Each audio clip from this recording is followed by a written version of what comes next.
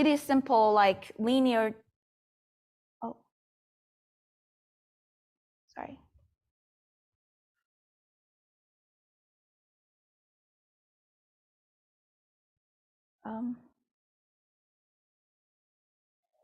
I have this. I need to close this. Sorry.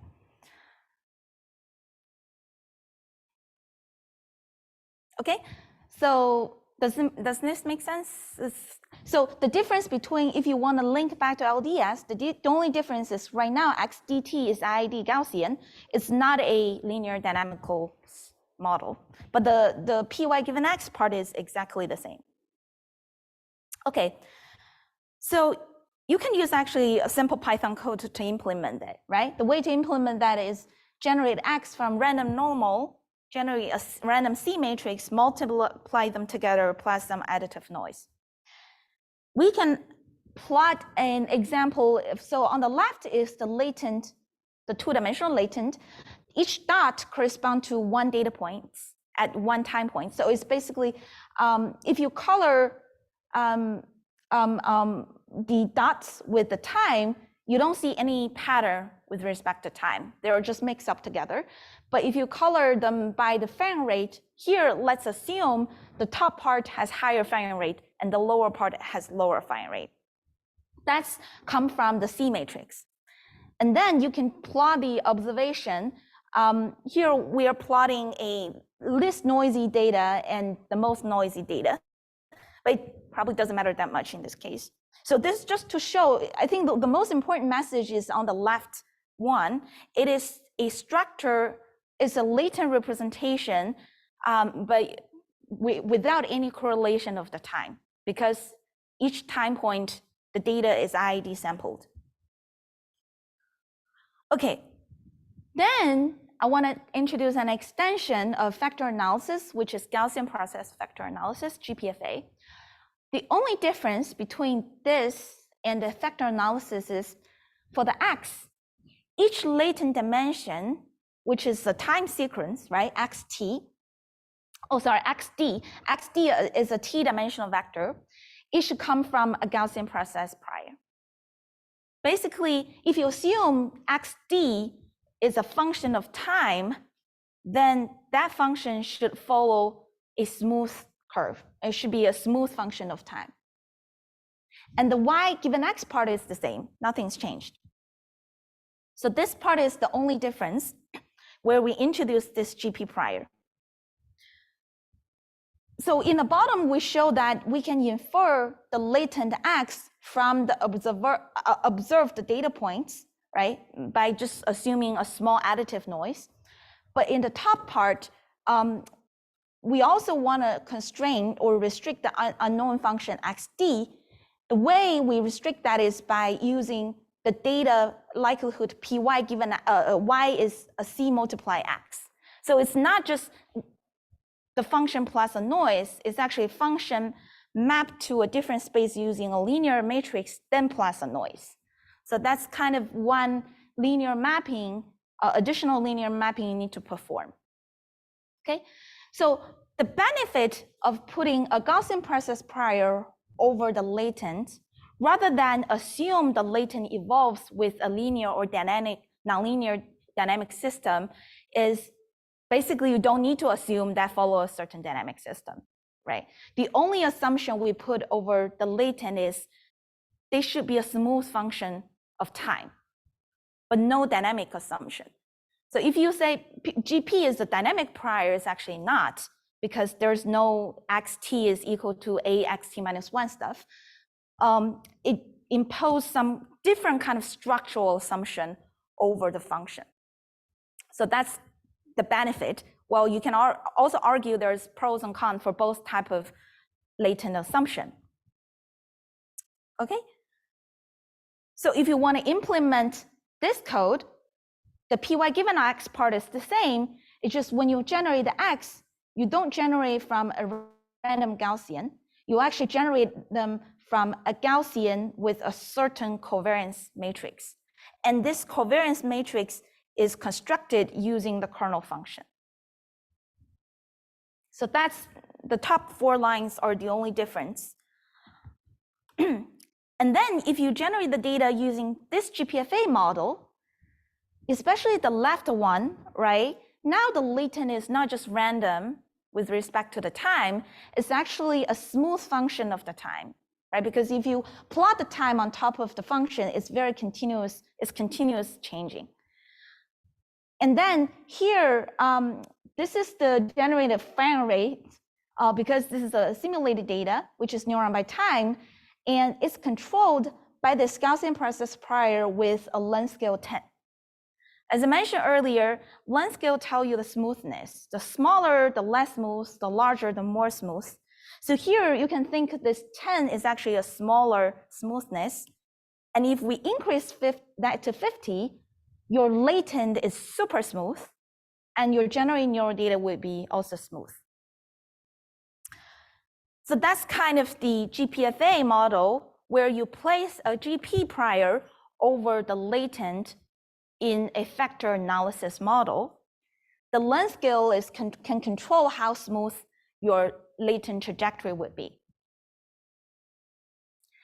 Here's the paper proposed GPFA, and they applied that to the motor cortex doing this reaching out task.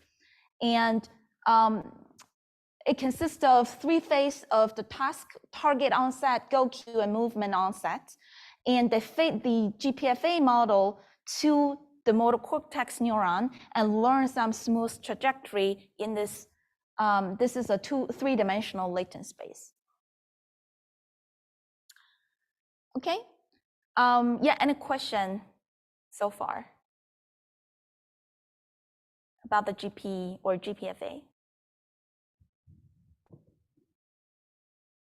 Okay, so then I want to introduce one variant, which is also a straightforward extension of GPFA. In GPFA, it's actually based on a factor analysis model, which is a linear model mapping from latent to Y. Then a natural question we would ask is, can we make that mapping to be nonlinear? Right? We ask the same question with LDS. Then people have the PF LDS, use a nonlinear neural network to achieve the mapping. Here, we also want to use a nonlinear F matrix to map the latent to Y. The only difference is we are not using a neural network. We are using another function, which is from, we are assuming the function is actually from another Gaussian process. Actually, Gaussian process just give you a way to generate functions. That function can be a function of time, can be a function of the latent, it can be a function of everything. So here we actually introduce 2 Gaussian processes. One is used to generate the function of the latent over time. Another is used to generate the function for the mapping function.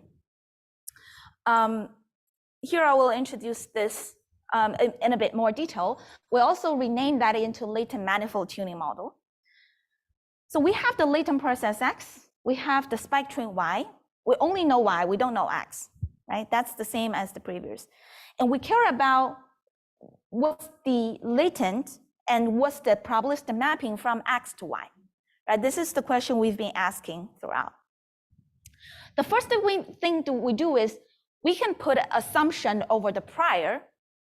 We can put a linear dynamic system, but here we choose to assume the latent process should only evolve smoothly over time. And then we can easily put a Gaussian process prior over latent to achieve that goal, to achieve that assumption.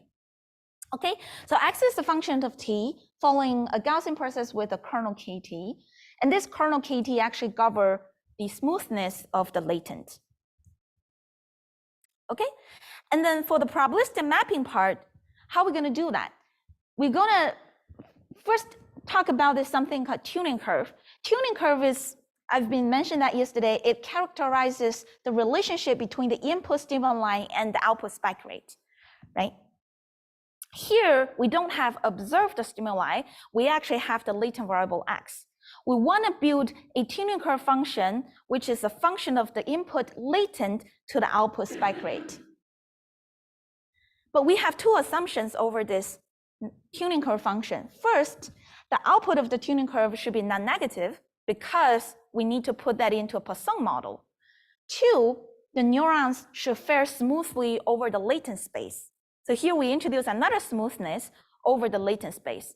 We think this is more biologically plausible because if you think neuron, right, if you're familiar with the tuning curve function, usually if you have an input space, the neuron should give you a smooth curve. It's not likely that it's like wiggle a lot and have a lot of jumpy curves. So we will impose the smoothness over the tuning curve as well, but the input now is the latent space. Given these two assumptions, what we do is we put a Gaussian process over the log of the tuning curve, and the kx cover the smoothness of f over the latent space, okay? But the log ensures the non-negativity. With these two components, okay, yeah, log fx is something like that, and then take an exponential will give you the non-negative tuning curve. The output of the tuning curve is the spec rate, and then the spec rate is input a Poisson to generate the Poisson specs. So this is the tuning of the LMT model we introduced. The prior part is one Gaussian. The encoding part is also another Gaussian process. But all we need to do to fit this model to the data y is to infer the latent x and the tuning curve function f. Okay, we actually show an application to this hippocampus place cell example. We have 30 neurons in a 15-minute recording session. We know that people generally assume place cells encode two-dimensional spatial locations. But it's really hard to tell these place fields from these spectrums. If we perform PCA on this data set, we actually see about 10-ish significant dimensions. But if you perform the LMT using cross-validation to pick the optimal latent dimensionality, we found that the optimal falls in the third with the 3 dimensions. So we can draw the 3-dimensional latent trajectory. Here we actually know the animal is traversing in this W-shaped maze. We color each arm for better visualization. The middle is the true trajectory of the animal. We know that while these place cells are being recorded, and we draw the 3D trajectory without knowing the 2D location.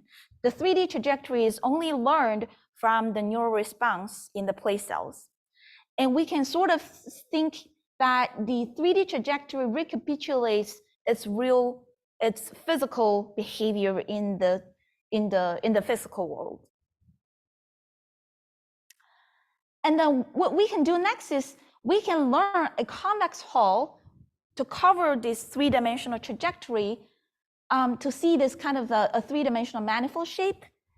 And one thing we observed that the 3 arms, which are the yellow, blue, and the green, are all kind of curved to the center rather than just keep the spatial distance as in the physical world.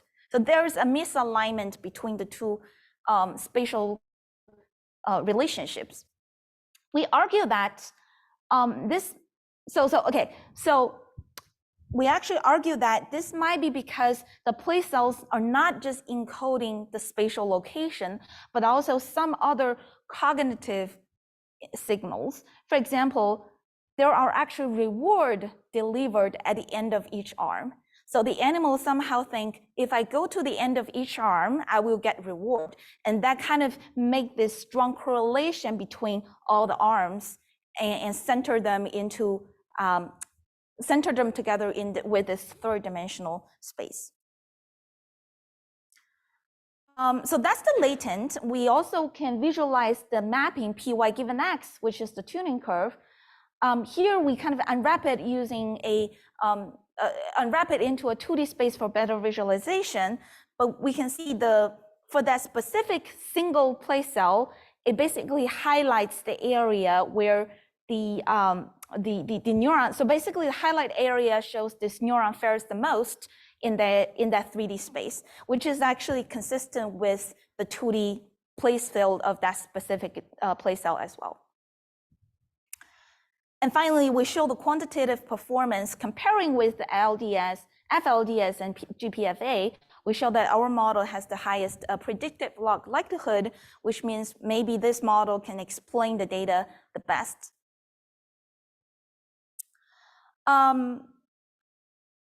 Okay, so I just want to have one more model introduced, then maybe we can take a break.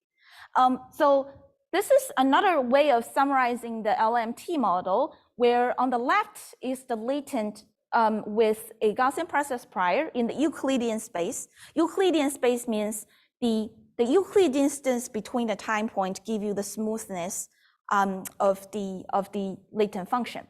And on the right is the tuning curve, which is Py given x. And it's another Gaussian process over this latent space. There is actually a follow-up work from Jensen's in 2020.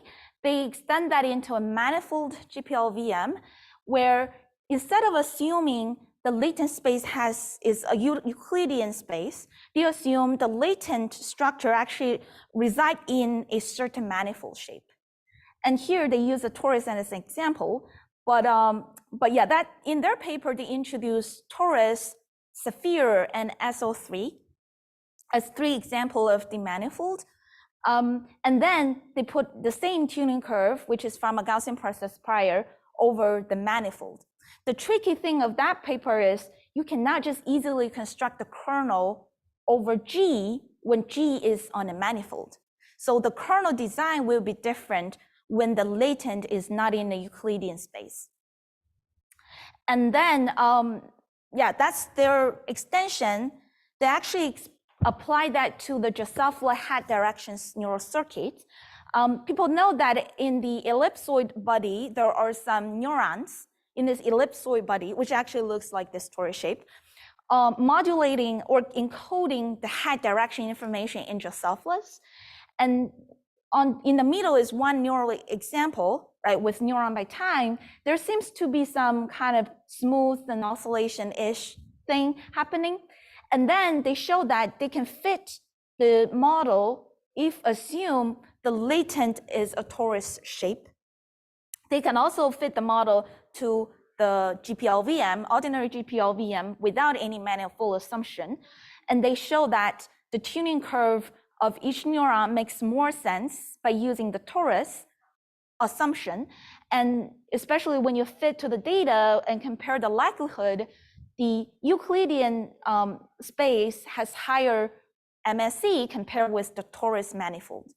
So that's just one example to show that you can also, instead of assume dynamic over the latent or assume the latent is just smoothness, you can actually put a lot of a structure or a manifold assumption over the latent that you can achieve maybe better model with better data explanation. Okay, so that's basically the wrap up of this part where we mainly introduce the Gaussian process.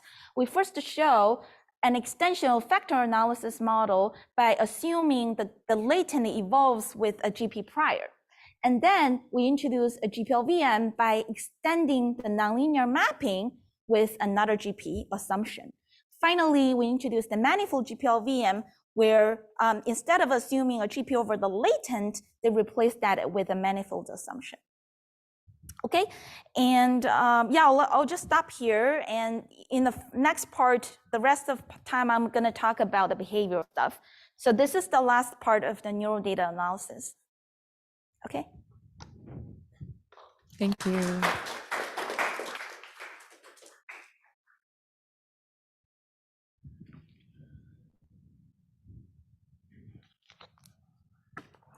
Hi, so I had a couple of questions. So the first one is, that for this GP LVM or LMT, so there are 2 mappings. The first is the mapping from time to the latent space, and that's the first smooth mapping. And then there's a mapping, another smooth mapping from the latent space to the log firing rate. So an alternative would be to just go directly from time to log firing rate. So intuitively, is that would be less flexible, right? Is that Is that right? That would be a less That actually flexible relates to the initial question. The log frame rate is the high dimensional signal. And in neural data, we usually assume the signals looks high dimensional, but actually reside in a low dimensional space. So it might make more sense to first assume there's a low dimensional space, and then map the time to that low dimensional space and map the low dimension to the high dimensional space. Because we do think the firing rate, which is in the same dimension of the neural spikes, are high dimensional, have a lot of redundancy, a lot of correlation. So it's more efficient usually to insert this low dimensional layer there. And also that is helpful for interpretation purpose, because at the beginning, what we want is really to understand what these high dimensional data doing. Right? If you can map to a 2D space or 3D space, you're able to visualize them, then that's actually better for scientific discovery or induction. So we argue that we want to have this low dimensional there and map the time to that low dimensional first. Okay, thanks. Yeah, that makes sense. And then, so my second question was, when you were talking about the C. elegans, you said that basically there were these four types of movement, and there was a change in intent where, move from one type to another, and that motivated a kind of switching model, which would be a sort of non-smoothness. So is there a corresponding switching version of the Gaussian process that could be used for that? That's actually excellent question. That's one of my ongoing projects. But yeah, agree. If you just assume the smoothness and stuff, there are actually stationary kernels. Stationary kernel means you assume this kind of property should be same consistently across all the time points, which certainly not enough to capture this non-smoothness or switching dynamics. So we are working on extending it. Yeah.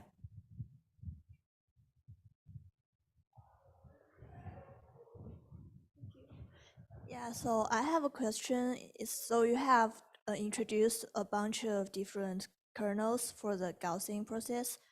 And also like in the manifold GP LVM, you said we can add some different manifolds. And so do you have any intuitions like how to choose the kernels or how to choose the different manifolds? So yeah, that's the question. Yeah, that's a really good question. I got asked this question many times. For the manifold, I think usually people use some prior assumption. For example, the ellipsoid body, people know that the neural circuit is actually on this torus-shaped organ of the animal. So they actually just use the torus manifold. But generally, one way people usually do is you have some prior knowledge, but you can also try different manifold assumption and fit the data and see which one give you a better likelihood. That's kind of a data-driven way telling you maybe that kind of manifold assumption is more reasonable rather than the others. That also works for the different kernel assumption.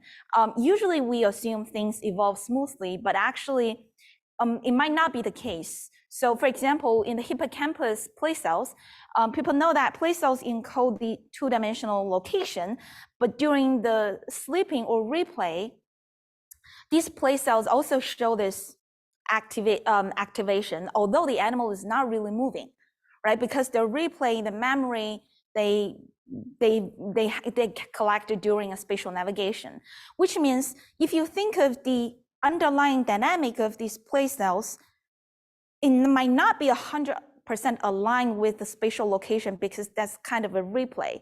So maybe the information just jump arbitrarily to some other where because it's not really encoding where you are, it's encoding maybe where I was like 2 hours ago or something. So there's actually some stochasticity or some non-smoothness there. So when we fit for the hippocampus, we also try the exponential kernel, which give you more like Wiener process kind of trajectory.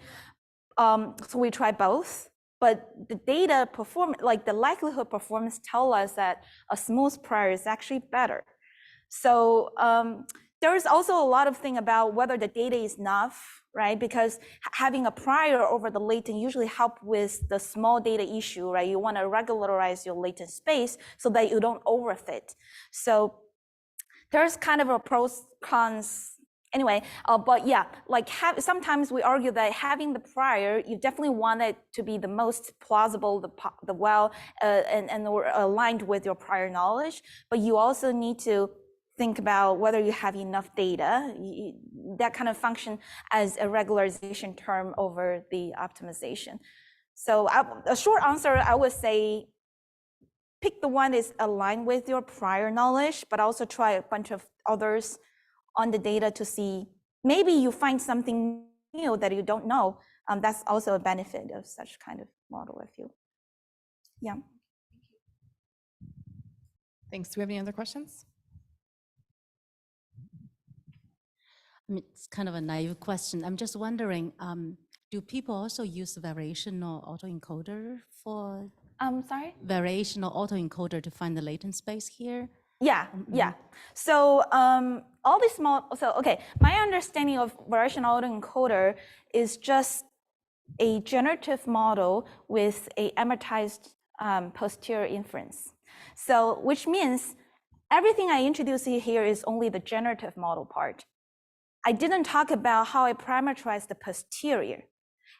When you parameterize your posterior, you introduce your data, you basically parameterize the posterior of the latent as a output of MLP, whose mean and variance are the output of MLP, and the input of MLP of the data is the data. That will be actually the encoder part of the VAE. So essentially, all the model can be extended into a VAE. And the LFAS is actually a VAE model. I didn't extend that very clearly. Yeah. Any further questions? Anybody online? Okay, thank you. We'll go to a short break and be back in about 5 minutes.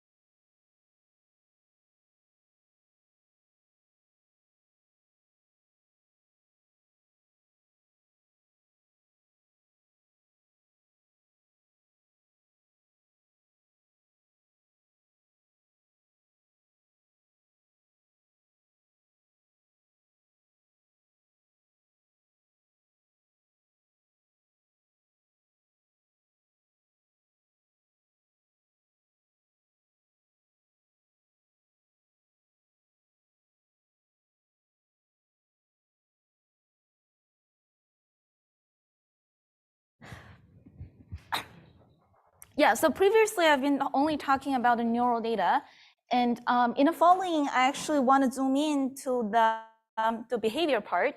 So I started the analysis from neural data like 8 or 9 years ago, because at that time I think there's no deep lab cut, nobody really collect a lot of behavioral videos. The behavior is more like the binary left or right choice is simpler, and nowadays people start to collect large-scale behavior videos because they think there are a lot of information there, especially when maybe the animal is doing free-moving, naturalistic behavior. There's tons of things you can extract from the behavior, which would be very helpful to do the downstream neurobehavioral correlation analysis. So I want to spend a bit more time on the behavior part to show what are these existing models in neuroscience people develop to parse the high dimensional behavior videos to some low dimensional understandable trajectories so that you can easily connect that to the neural data. Okay, so this is a really nice diagram from Matthias 2019, tell you different kind of behavior study people do in neuroscience. People even don't collect neural data, right? They just do behavior study. That could be also possible. Cool. Just to give a quick high-level intro of the pipeline that I'm thinking would summarize what people have been doing. You have this behavioral data, you want to make a connection to neural activity. It certainly doesn't make sense if you just build a neural network to map neural data to the behavior video for each pixel, right? Because certainly there are a lot of background pixels you're not going to use. They're not going to relate to any neural data. So you need to extract the information from behavioral, get some low dimensional thing that make sure each trajectory reflects some part of the neural stuff, and then do the encoding or decoding model. So I summarized 3 typical way of extracting such low dimensional information is via tracking, post-tracking, behavioral segmentation, and video compression. So I'm going to expand the methods from these 3 axes. So people call tracking also as post-estimation. Here is just a diagram of these fancy icons people like to. So nowadays, you develop a model, you need to have an icon with that so that it's kind of recognizable. But anyway, there are 3 different categories. The first one is post-estimation. You can tell it's the most well-developed, but it's still ongoing. A lot of difficult problems cannot be solved yet.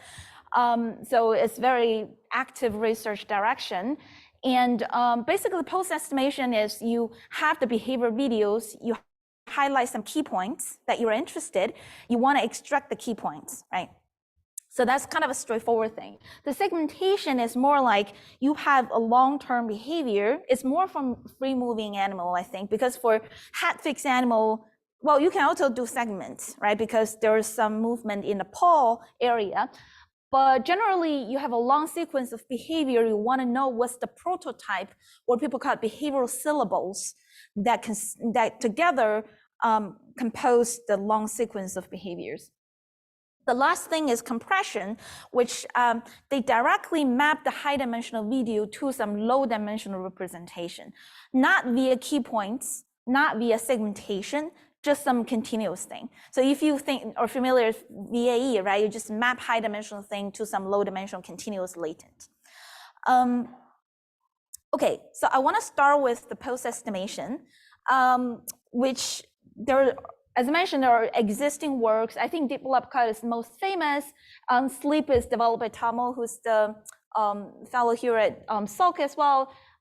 So there are a lot of really exciting models, and different models have its own properties or benefits. I think deep lab cut is the most well-known, but there are like 3D method, self-supervised learning or semi-supervised learning Bayesian approaches. I want to give I'm actually not going to introduce every methods here, just pick someone that I'm more interested, like I'm more familiar with, including some of my work here. So to give you all a flavor of what the other models could be. So deep lab cut is actually is the basic type of pose estimation model where you have some label frames. Label frame means you know the key points, right? You manually label these key points that you're interested, put it into a backbone neural network, can be different ResNet, AlexNet model, and generate some confidence map. Each confidence map might give you a heat map of a certain key point that you're interested. And then you want to map this key point confidence map to the true key point from the model, from the data, but minimize a loss. Okay, so this is a typical supervised learning setup. And the key points are usually two-dimensional coordinates. If we work with the 2D key points, are two-dimensional coordinates. And then, the confidence map, each pixel belong to, the confidence of each pixel belonging to this particular body part, in the value of the confidence map or the heat map tell you how confident I am about this key point being at this location.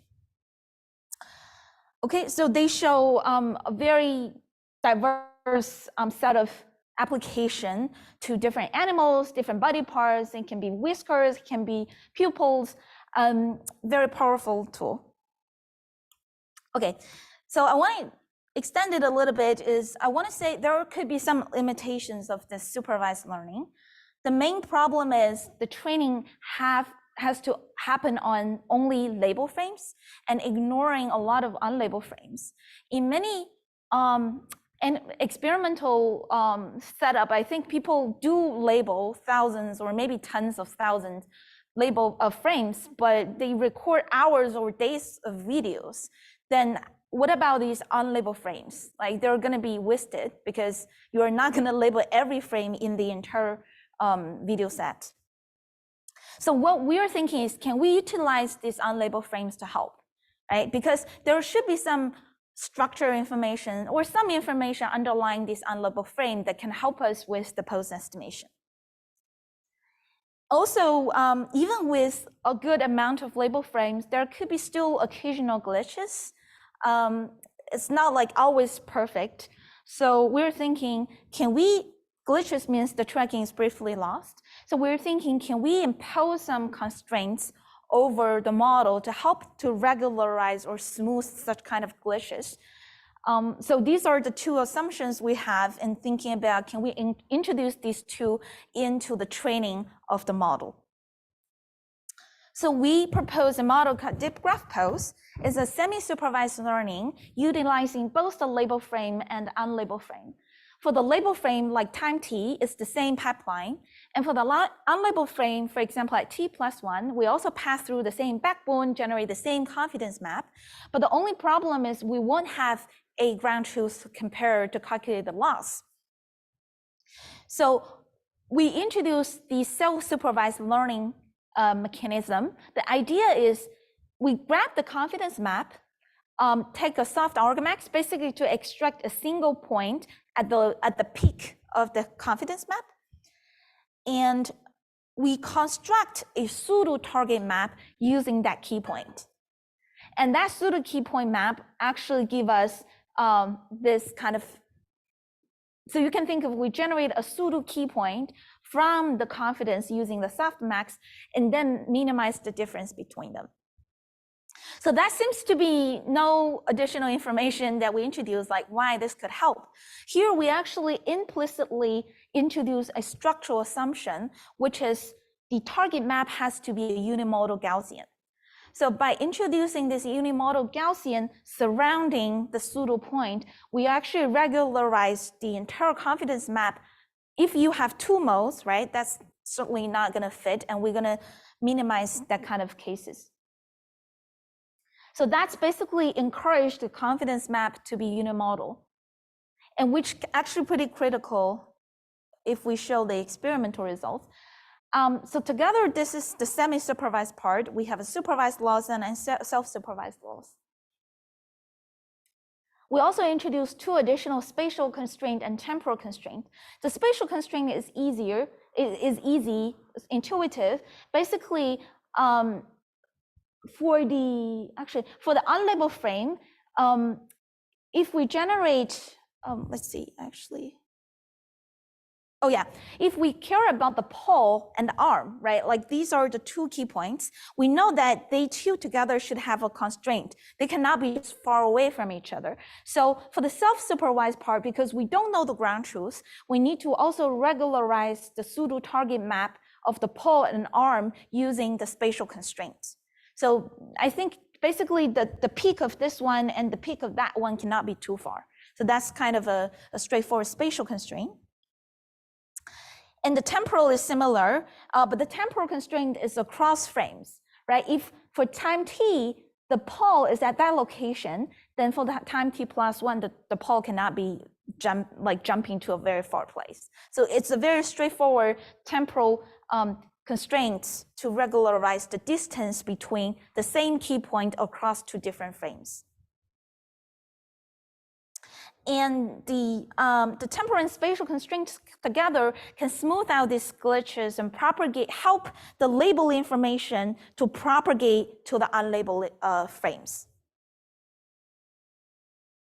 And now that this is different from a post-hoc like smoothing like common filter, what people have done is they perform deep left cut, got a bunch of glitches, and they perform common filter after you do the post-estimation. But this usually don't give you very nice kind of smooth results. So we're thinking, can we incorporate this common filter type of thing into the training process to make the training more constrained? And this will help with the small data set, the small label set, but large number of unlabeled sets. So we compare with deep left cut on this example video with 1,000 frames in total, but only 55 label frames. We can see our method is pretty stable. And we can also look at the confidence map for a single middle finger. You can see the confidence map is pretty unimodal by the constraint, but the deep left confidence map has sometimes two modes. We see the same thing across all 4 fingers. And here is a quantitative comparison between DLC and DGP. We also introduced one intermediate model, which is semi. The DGP semi has no temporal and spatial constraint. It just use the unimodal constraint over the unlabeled frame. We can see the full model actually give you the lowest MSE with the pixels. The leftmost is the one with the smallest number of labeled. When you go right, the label frames increase. So that's why the error generally decrease. And our method has the largest improvement, especially when you only have 0.1 labels. Question?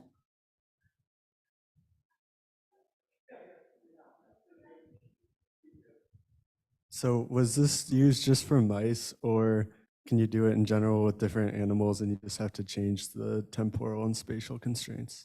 So for the spatial and temporal, we come up with an automatic way to calculate appropriate constraint parameter.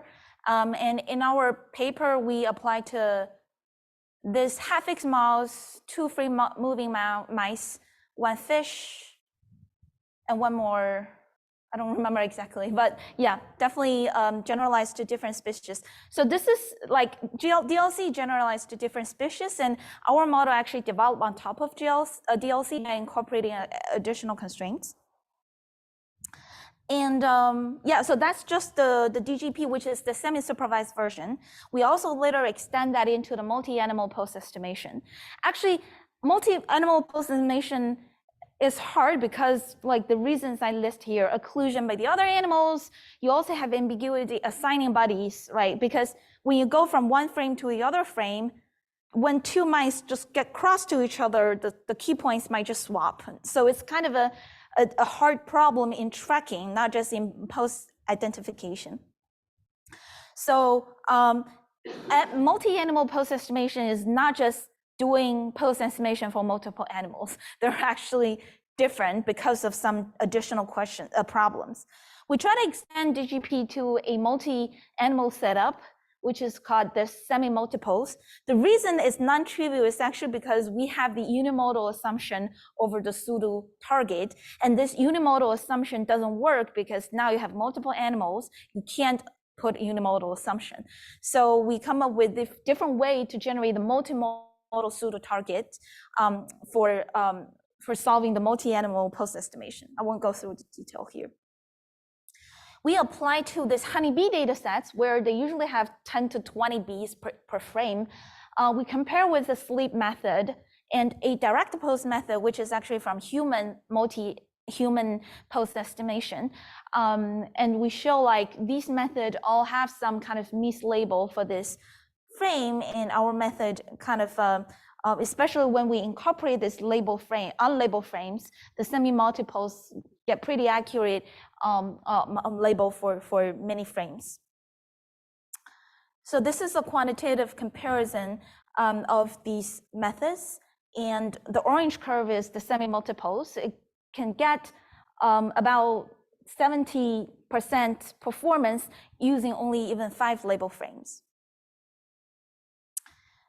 Cool. Yeah, I just want to quickly mention this model, and these are like the single animal and multi-animal kind of semi-supervised learning. And actually got asked about the code, like, yeah, what do you have the DGP code? Can I just apply to it and stuff?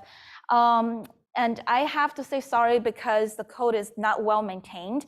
We developed that on top of DLC, but DLC develops. So we didn't follow too much.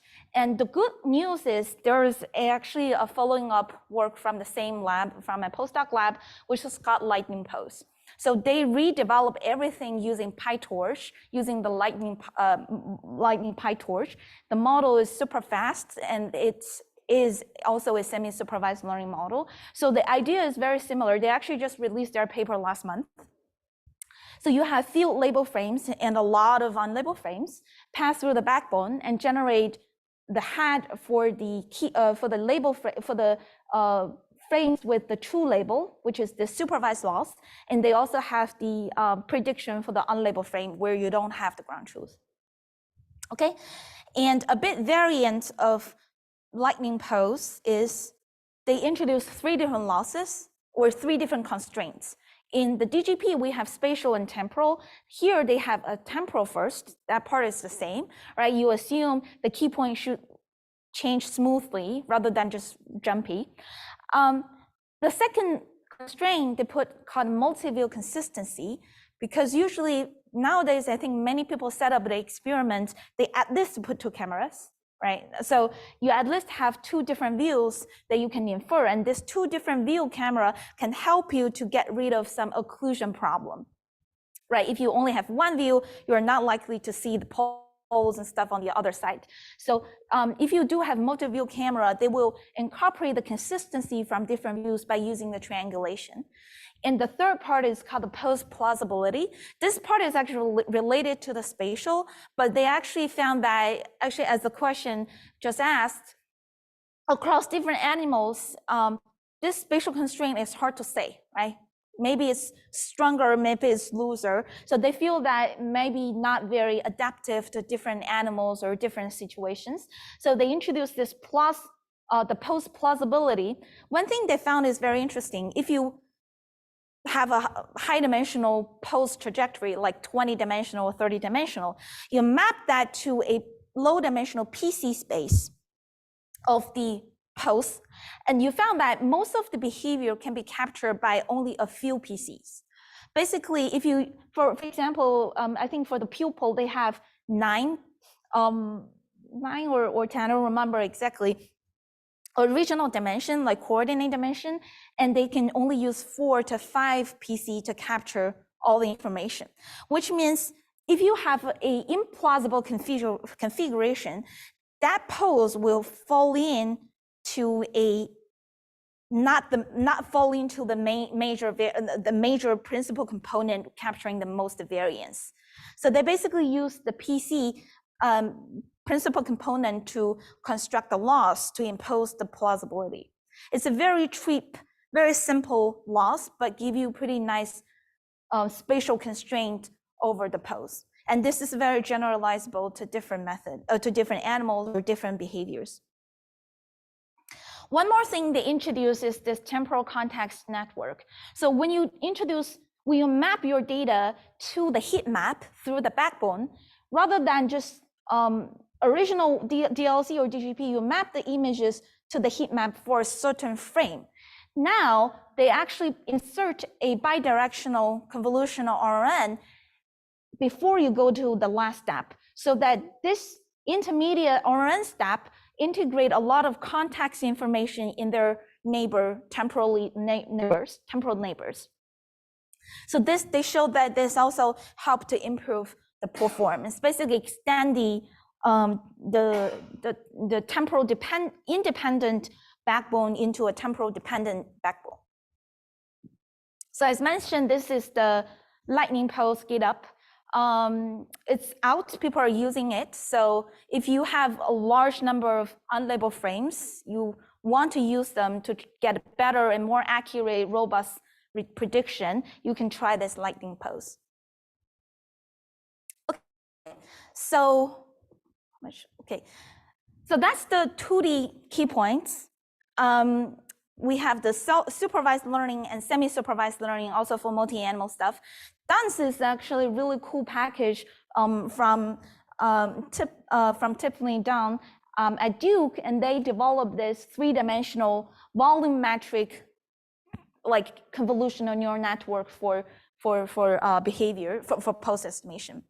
So the idea is basically, so if you have multi-view or 3-dimensional, I think DLC, what they do originally, I'm not sure these days, maybe there's update, is you do 2D key point for each for each separate view, and then you get the key points. Then you do the triangulation to map the key points to the 3D space. But if you have one view has no key point because it's occluded, then you just drop that information.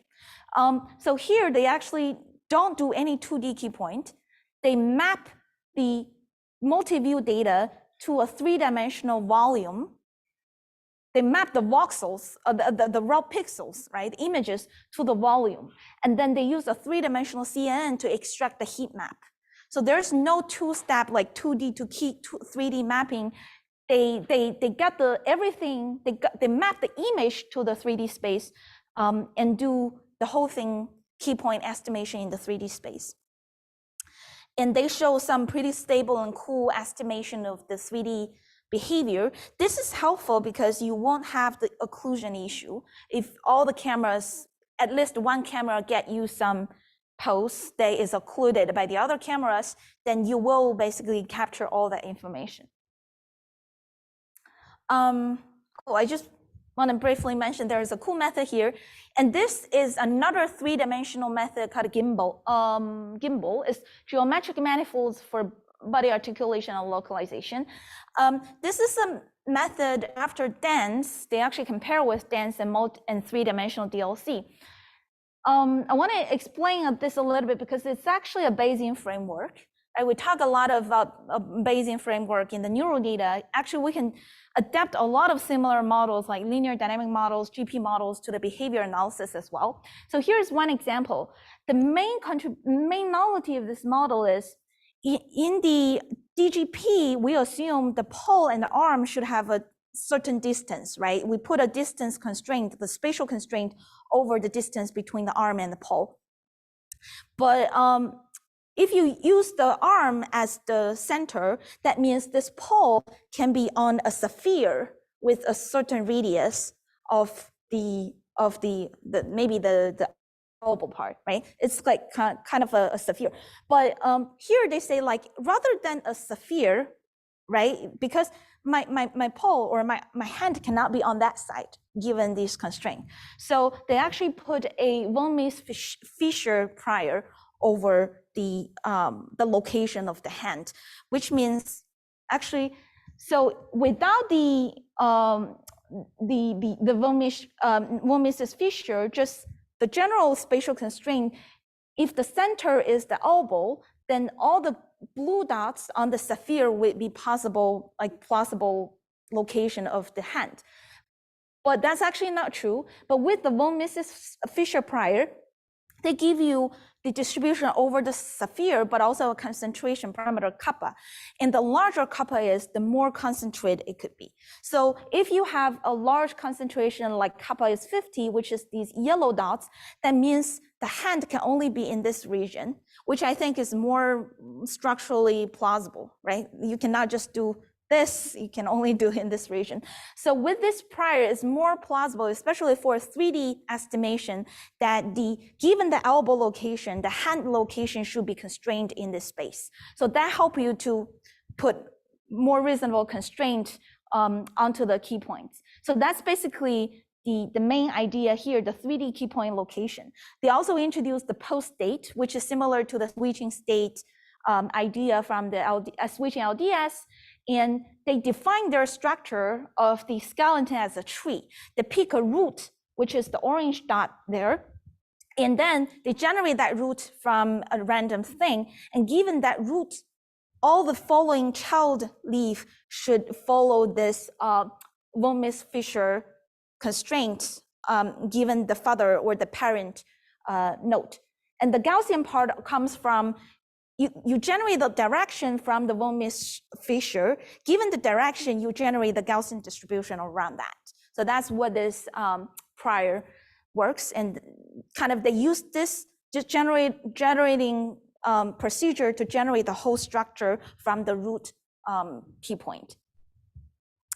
Okay, so that's the gimbal method. They show, compare with the DLC 3D, it actually recapitulates the mocap, which is kind of the ground truth of the behavior better. Okay, yeah, that's it. That's the post-estimation part. I introduced these 6 models from the 2D key points to the 3D key points. And the gimbal is the 3D version, is the 3D method. Also try to impose some spatial constraints using the von Mises-Fisher prior. Any question regarding this part? Question?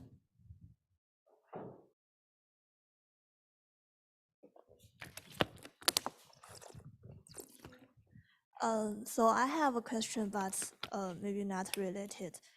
So it's like all these methods apply to like mice or hummingbees, like their body is kind of rigid, but for like C. elegans, it can have self-overlappings during the movement. And so does this method, or do you know any other method that's trying to solve the problem, like when the silicons like self-overlapping itself and it may lose tracking of the body? Yeah, so for this worm or C. elegans, there are 2 ways you can label them. A simple way is you just want to know where it is, right? So it's like 1 point on the body, that's simple. But if you do care about the shape of the stuff, then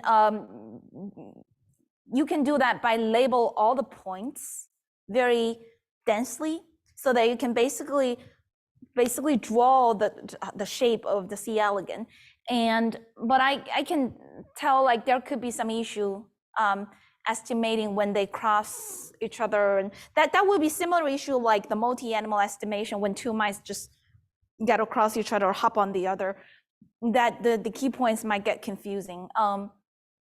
That's a challenging problem and people still working on that. There's no best solution at this moment.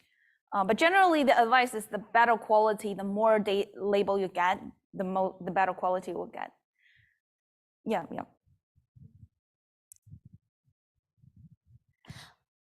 Okay, so don't have much time left. I want to quickly go through the other 2 parts. So the second part is behavioral segmentation. The idea is you have a long sequence of maybe free-moving animal. You want to segment that into each behavior syllables. Here for this free-moving mouse, it's like the dive or locomotion or pause or groom or dart, right? So these are kind of, you can think the animal's behavior is composed of these prototype behaviors.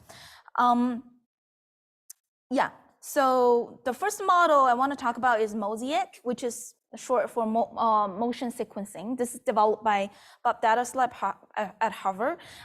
So when they developed this, I think it's probably 9 years ago, there's no very advanced key point tracking algorithm, but they later have a Mosaic 2, which is based on the key points rather than just the depth information. But what they have is they have the image and they have the depth camera. So after they get the 2D image, they extract the principal component from the raw image, and the PCs are the trajectories they deal with rather than with the key points. And then they apply a ERHMM, an autoregressive hidden Markov model to it to extract the states, the hidden states, like the segments. ERHMM is actually a simpler version of the switching LD, as I mentioned earlier. So switching LD, as you have observation, you have hidden, continuous hidden, and the discrete hidden. This discrete hidden will basically tell you the segment for the syllables. And ERHMM has no continuous observation, continuous latent. It's just the PCA, which is the observation they have. They assume they follow a linear dynamic system, a switching linear dynamic system. And the switches is controlled by the discrete states. So the discrete state transits with hidden Markov model, and the observation X evolves with an autoregressive model. That's why it's called ERHMM. But similar to SLDS, you can also segment that into different states, and each state will have a single linear dynamic, because they think maybe animal dart is one linear dynamic, animal run is one linear dynamic. So that's kind of the idea. Here's levels. Okay, so this is actually a application of switching SLDS to the behavior data. You can see, if you know, so SLDS or this kind of piecewise linear model can be applied to neural data, can be also applied to behavior data. I think, so this work is mostly done by Scott Lindemann from Stanford. He also have some work like you can probably connect the behavior to the neural data, you know, both use switching, sharing the same states or something like that. Okay, so another type of model or extending that kind of thing is this VAME. VAME came up 2022. It is a VAE type of model. Finally talk about VAE. So, but if you think of the generative model, you have some continuous observation X and some continuous VAE latent. And then they actually perform hidden Markov model on top of the continuous VAE. And if you go back to the left, which is the VAE structure, right? The input is the raw data X, inputted to the encoder, generate some latent continuous Z, and use that to reconstruct the data. They also use that to predict the next step to better capture the temporal information. And this is like, you can think of this as, instead of using a switching linear dynamic system to capture nonlinearity, they use RNN. So similar to the neural data extension. Okay, so this is a RNN, which is precisely, it's a GRU modeled VAE structure to map the trajectory of the pulses into a low dimensional space. And then they perform hidden Markov model on top of the latent to learn the segments. Yeah, they show that applied to a free-moving animal and got this nice different parts. Each part corresponds to a certain behavioral prototype. And they actually quantitatively compare with the ERHMM, which is the Mosaic model, and another model called Motion Mapper. I didn't mention here, but I actually listed in the previous slide. And they show VAME has the better performance. Although you don't have a ground truth label, all these methods are unsupervised learning. You don't generate a human label, right? You just input the video into the model, they will give you the segment. There's actually another set of model doing behavioral segmentation with supervised learning, which means they generate, they human label a lot of frames saying this is start, this is groom, this is mounting stuff, and then you train a classifier to do that. So that's a supervised learning, which definitely require a lot of intensive human laboring. And Mosaic, Motion Mapper, and VAME, these are all unsupervised learning without any human bias or human intervention. So finally, I actually want to introduce this DART model. Is from my previous collaborations. So the idea is to actually combine this unsupervised learning with the supervised learning, similar to the deep graph pose of the semi-supervised idea. So a classic supervised learning is you have the input behavioral traces, input to the encoder, and generate the behavioral labels. But we are saying if we don't have a lot of labels, we only have some partial labels, and then the color rows are the partial labels, and the grid rows have no labels. One way we can extend is we can generate a bunch of dense heuristic labels, and we call that weak supervision. This heuristic label can be really cheap. For example, a fly is walking on a rolling ball, then what's the motion energy, right? Whether the animal is walking or not. So that could be just a very simple heuristic label that generates from the original images. So that's the weak supervision we introduced.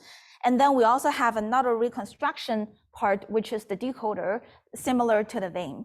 So combining these three losses together, one is the self-supervision, weak supervision, and the strong supervision.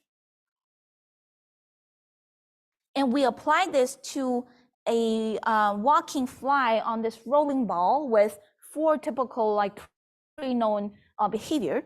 And we show that using the prediction as well as the heuristic, which is the weak label, the performance is the best.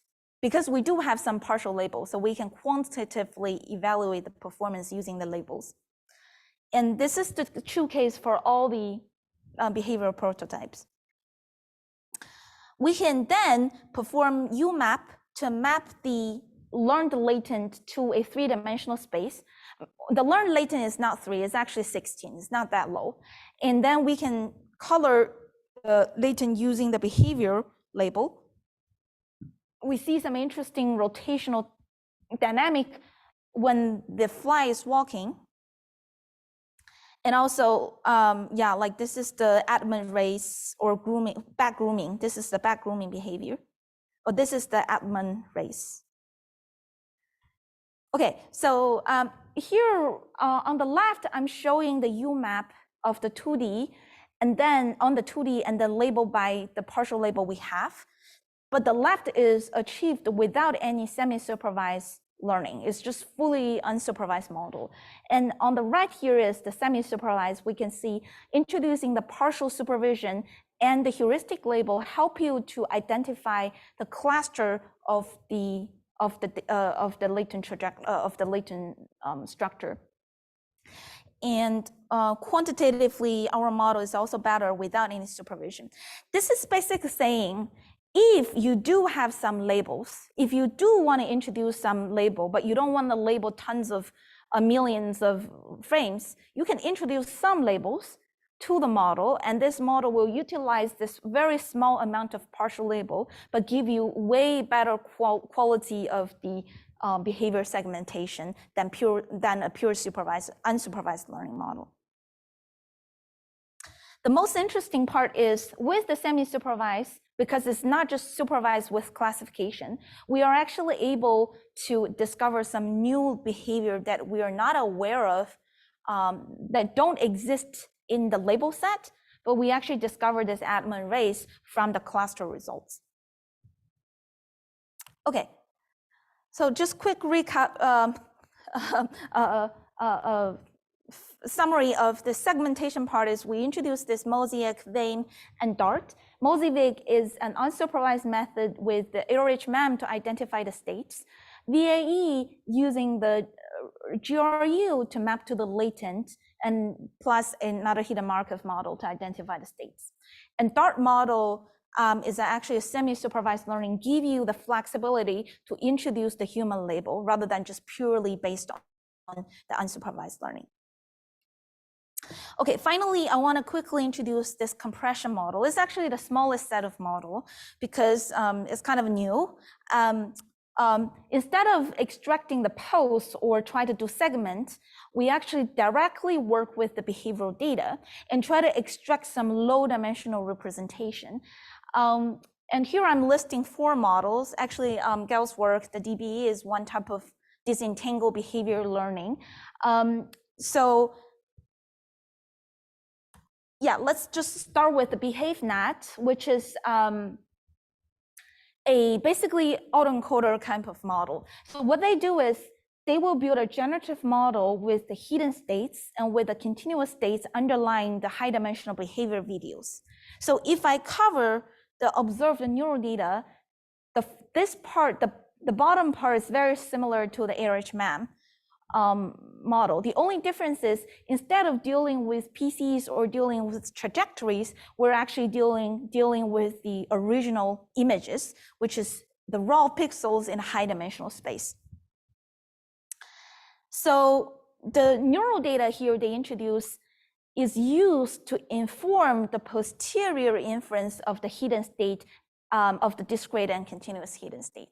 So you can think of it as a VAE, but the input to the encoder is actually the neural data. The thing that the benefit of doing this is you actually obtain a neural decoding model from the inference. So basically, you know how to map the neural data to the continuous or the discrete hidden states, and then further generate the observed data, the observed videos. And the main difficulty actually here is this continuous layer. It is a low dimensional latent state compared with the behavior videos. And because we're dealing with videos, so they use a convolutional autoencoder, right? Which is the general autoencoder to compress videos.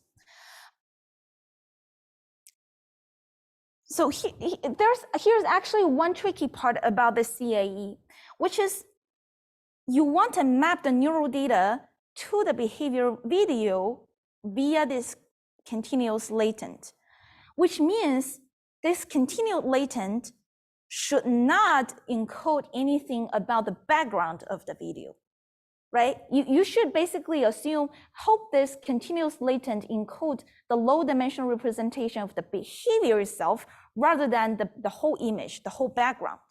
So how you can separate these background information from the foreground behavior and hope that this continuous latent encode only the behavior. So that's actually a non-trivial problem. So our proposal is we introduce the trajectory. If we know the trajectory, right, why not we used it? We combine the trajectory with this CAE model so that the trajectory part already capture the behavior, the motion that we care about. And the other part of the remaining source of variability in the video will be accounted for in this continuous latent states. And we call this disentangling. So we are able to disentangle the motion-related trajectory or the latent from the other non-motion-related variability underlying these behavior videos. So that's our proposal, which lead to this, actually, we call that PSVAE model. So the idea is we have the original behavior video. We already get the tracking from maybe DeepLabCut or Lightning Post. And then we also have the video that we can compress to a low dimensional space.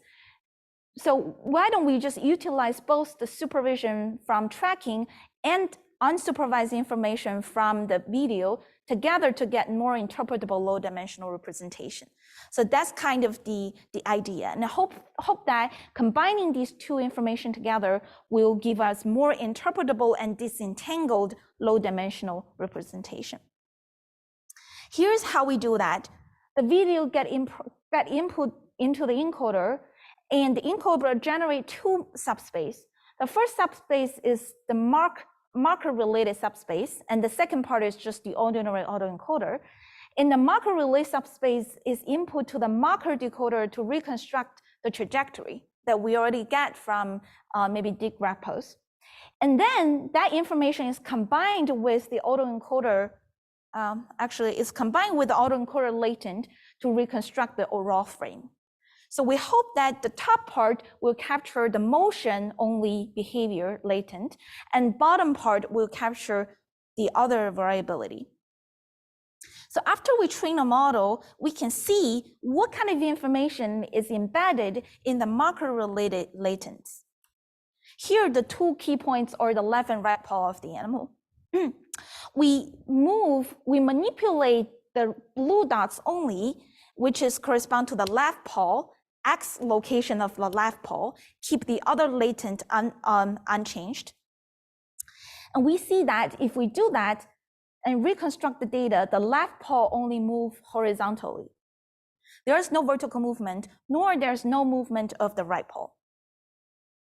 So we think we successfully disentangle the latent so that each dimension will correspond to one type of behavior of the animal in the video. If we do the same manipulation of other latent dimensions in the marker-related subspace, we get the horizontal movement of the right paw, vertical movement of the left paw, and the last one is the up-down of right paw, but since this animal actually doesn't do this a lot, so we don't capture that variance in the latent space. Then we also ask what else is encoded in the autoencoder space, right? Since the marker-related space already captured the motion of the paw. So we found that manipulating one dimension give us the extending of the jaw, but not too much other behaviors. And another dimension will tell us the like holding, like the fisting shape of the paw, holding the side of the environment, maybe I don't know, what's that. So there's no movement of the paw, it's mainly the shape of the paws. So then we can claim we're able to segment, we're able to disentangle this latent representation, and these disentangled latent representations summarize all the important behavioral information from the video. We don't need the voxels, we don't need the pixels in the background or on the lever, right? They're not related to the animal behavior. So then we can perform segmentation, right? We can decode the behavior from the neural data. So we think these interpretable latent are more helpful for neural decoding performance, which we also perform by connecting the wide field Gaussian imaging to the disentangled latent of the behaviors by building this decoder model. Here, the lower two is the latent of the chest and the jaw, which is extracted from the disentangled latent. And the color indicates different disentangled behavior, and the deeper the color is, the higher the R-square value is for prediction. Okay, so that's just a quick summary of two compression model. One is BehaveNet. It actually has this HMM component to learn the switching states, but it doesn't really disentangle the latent very well. And for the PSVAE, we introduced the trajectory into the model to better learn the disentanglement. So that's it. That's the neurobehavioral analysis pipeline. To summarize, we have the behavioral pass through the tracking to learn trajectory. We can also pass through the compression to learn some low dimensional representation. And they both together can be segmented using some existing method to learn the syllables. And all these three components, like low dimensional representation of the video, can be mapped to the neural data for more downstream analysis. Okay, just to summarize what we talked about through these 2 days, we talked about GLM methods, the neural latent models, and summarized two types of dynamic-based and the GP-based models. And finally, we introduced the behavior models for tracking segmentation and compression.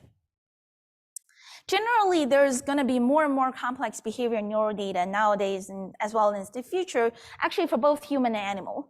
And so my interest, or general, I think many people's interest in the field, is to develop more advanced machine learning models or statistical models to parse both the high dimensional behavior and neural data into something more interpretable so that you can bridge these two domains together.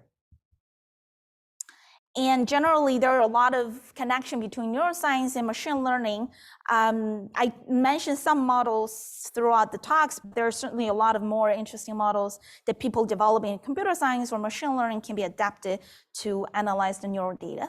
So yeah, with that, I just want to wrap up and thank all my students and collaborators. And I'll just stop the talk today.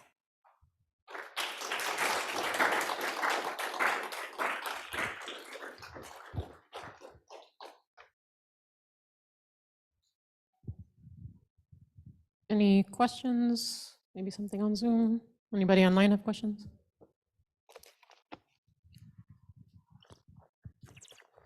So it seems like a lot of the behavioral analysis is developed in the context of neuroscience research and developed by computational neuroscientists, it seems. But I'm just wondering, I would also think a lot of people studying animal behavior and like the biomechanics of these animals would be interested in that. And I imagine they also have their own techniques of like motion capture. So I'm just wondering if there's collaboration between the fields and why we do these like complex methods with videos instead of like tiny accelerometers and lights. It's non-trivial to do motion capture with animals. So that's why most of people do videos. I mean, it's easier with human, maybe with monkey, but not with mice or even flies. So I think video-based is still the mainstream method in neuroscience.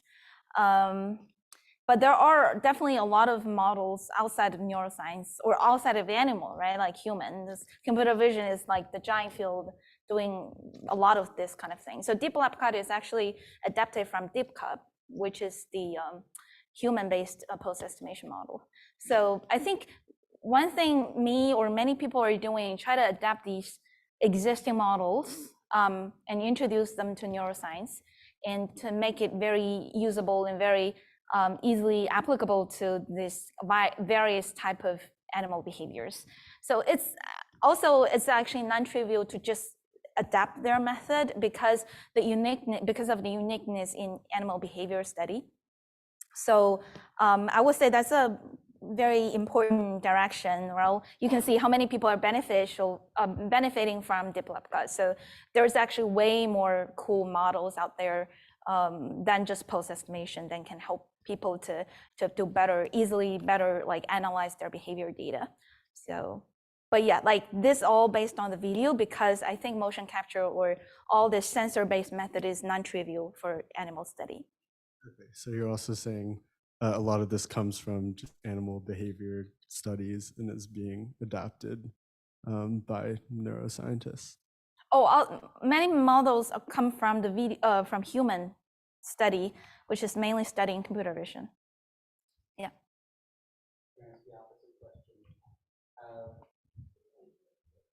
So one last question in the interest of time.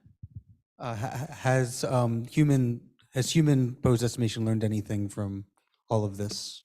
Like, has the ideas gone back to that field at all? That's a good question. I don't know. I haven't seen anything on the other way yet, but I won't say it's impossible. But generally, human actually, yeah. Well, okay, I won't say it's human post-estimation because people study videos from website or stuff. There might be a dog or a horse somewhere. So generally, in many human post-estimation, they only assume human skeleton. Human skeleton is like the prior knowledge you impose to extract the poses. But what if you have a mixture of human and animals? I don't think many existing human-based can work, but maybe, yeah, I don't know. These, like, yeah. Maybe there is a value or benefit of introducing the animal-based model to the human world or to the general computer vision world. Not right now, but maybe in the future. Yeah. Thank you again for spending the past 2 days with us and for excellent tutorials on comprehensive topics. So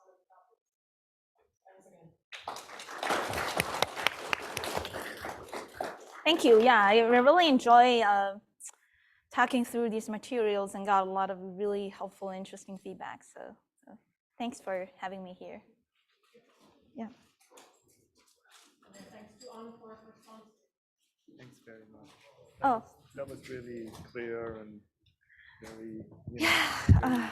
informative and educational. Thank you very much. Okay, great. Yeah, at least any information is delivered. I think that's valuable and that works.